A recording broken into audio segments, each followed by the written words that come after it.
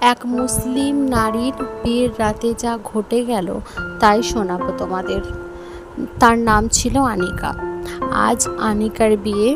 ধুমধামে চলছে সব আয়োজন, চারিদিকে উৎসবের আমেজ।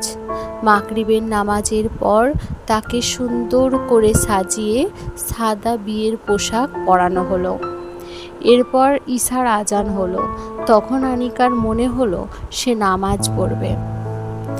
তারপর সে তার মাকে বলল যে সে নামাজ পড়তে চায়। সে ভাবল নামাজের কোনো মাপ নেই, মানুষ আল্লাহর নির্দেশ অমান্য করতে পারেন না।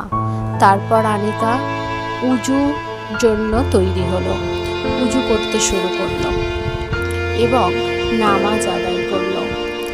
তারপর যথারীতি স্বামীর ঘরে যাওয়ার জন্য তৈরি হয়ে গেল। রওনা হলেন স্বামীর বাড়ি।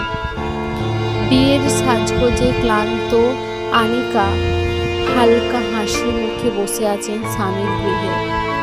স্বামী কক্ষে প্রবেশ করেন, নববধূকে দেখে মুগ্ধ হয়। কিন্তু তখনই নববধূ আনিকা বলে ওঠে, আমি নামাজ পড়তে চাই, আমি নামাজ পড়ে নিই, তারপর কথা বলবো। স্বামী একটু অবাক হয়, কিন্তু বিরক্ত না হয়ে মুগ্ধ চোখে তাকিয়ে থাকে আনিকার দিকে। তারপর স্বামী ও আনিকা যথারীতি সাদা ওড়না পরে নামাজে দাঁড়ায়। তারা সিজদায় গিয়ে আল্লাহর কাছে দোয়া করে, হে আল্লাহ রব্বুল আলামিন, আমাদের দাম্পত্য জীবন যেন ঈমানদারিতে কাটে, ভালোবাসা আর রহমতে পূর্ণ হয়। সেই রাতে নামাজের সিজদা থেকে শুরু হয়েছিল তাদের ভালোবাসার পথ চলা, যার ভিত্তি ছিল আল্লাহর প্রতি ভালোবাসা ও মহব্বত। নামাজের পার্টিতে সেই রাতই হবে যে তার জীবনের শেষ রাত, সে কি আর আনিকা জানতো? তৎক্ষণাৎ হঠাৎই আনিকা মৃত্যুর কোলে ঢলে পড়ে।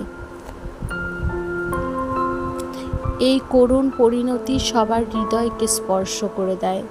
সব মুসলমানের চিন্তাধারা